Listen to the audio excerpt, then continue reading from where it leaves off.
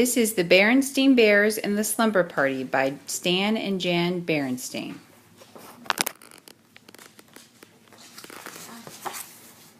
Turn the page and say what's on the next page. This is the title page. Sometimes little bears' good behavior ends when they pack their pajamas and stay over with friends.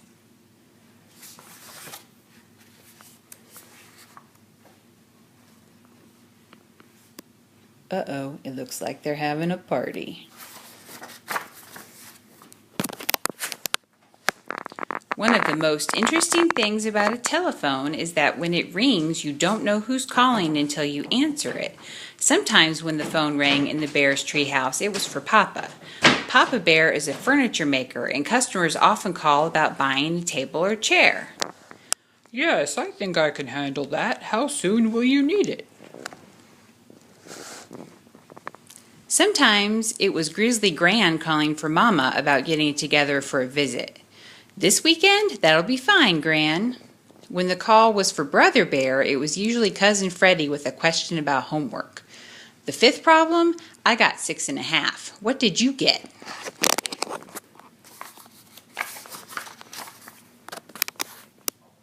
When it was for Sister Bear, it was almost always her friend Lizzie Bruin. For you, sister, it's Lizzie.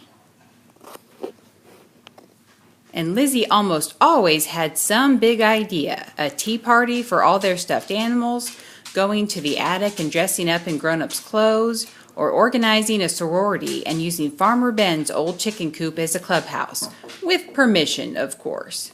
It's okay with me, but I think I should warn you. P.U.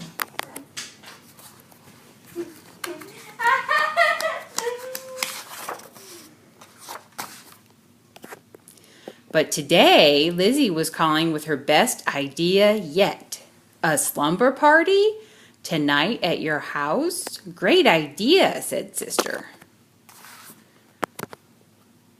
Just a few of my dearest friends, Lizzie continued. You, of course, and Anna, Millie, and Queenie. Bring your sleeping bag. And would you bring your tape player? Anna and Millie are bringing tapes. And Queenie's going to teach us the latest dance steps.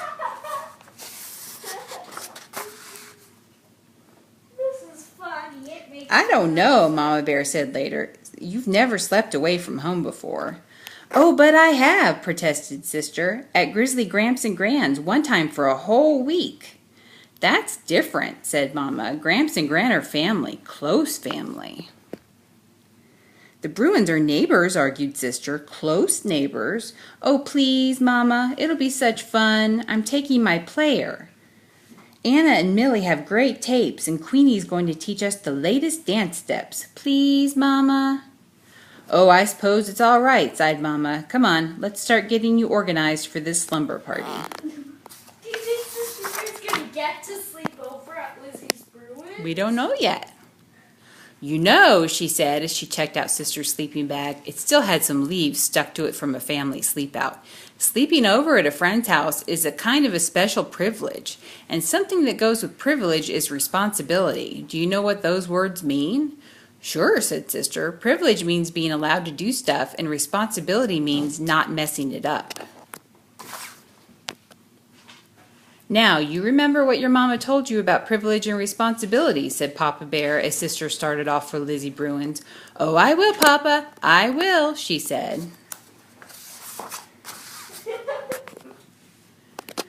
But Sister wasn't very far along the road to Lizzie's before she began thinking about all the fun and excitement she was going to have at the party. It didn't take long for those thoughts to push Mama's advice about privilege and responsibility clear out of her head. Another interesting thing about telephones is that they help news to travel fast, especially news about parties. Anna told her other friends about the slumber party, and they told their friends. Millie did the same. Pretty soon, cubs from all over the neighborhood were calling Lizzie and asking if they could come to the party. Sure, she said, but bring some popcorn or soda. We don't want to run out. We don't want to run out is how you should say it. Too Tall Grizzly didn't hear about the party by phone. He heard about it when he and his gang went to show Queenie his new boombox. A slumber party, he said to his pals. Sounds like fun. How are we How are we going to get invited to a girls' party? Asked one of them. We're not going to get invited, stupid, said Too Tall. We're going to crash, boombox and all. That's what crashed it. Later, when the rest of the bear family had settled down for a quiet evening at home, Mama Bear sighed and said, I'm sure she'll be all right. Of course you will, said Papa Bear, looking up from a magazine. After all, Mama said, Sister is a well-behaved little cub, and Mr. and Mrs. Bruin have a lovely, well-run home and are responsible, careful parents. No doubt about it, said Papa, going back to his reading. There was only one problem. Mr. and Mrs. Bruin weren't home. They had gone out for the evening and had left Lizzie in the care of a teenage sitter who wasn't much older than some of Lizzie's guests. The Bruins hadn't planned on a slumber party when Lizzie had asked if a few friends could sleep over. And they certainly hadn't planned on a rip-roaring, ear-splitting, popcorn-throwing, soda-squirting party for half the cubs in the neighborhood, because that's what was happening with Sister right in the thick of it. The only thing that wasn't happening was the slumber party. The only thing that wasn't happening at the slumber party was slumber. What is slumber? Sleep. Lizzie's sitter tried to keep things under control, but she couldn't even make herself heard over the noise. You never heard such a commotion. Some neighbors up the road had never heard such a commotion either, and they called the police. The chief sent Officer... What's his name? Marguerite. Marguerite, thank you. To investigate. She reached the Bruins' house at the same time Mr. and Mrs. Bruin were returning home. Well, things calmed down pretty quickly after that. The party was canceled, parents were called, Lizzie was sent to bed, and an angry and disappointed Mama Bear came to take Sister home. I'm angry and disappointed, said Mama Bear as they walked home through the night. After all the things I said about privilege and responsibility.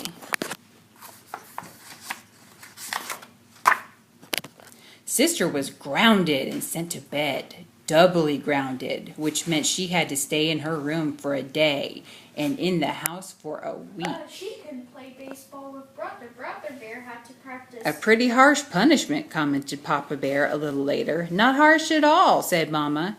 You should have seen the Bruins' living room. Popcorn stuck to everything.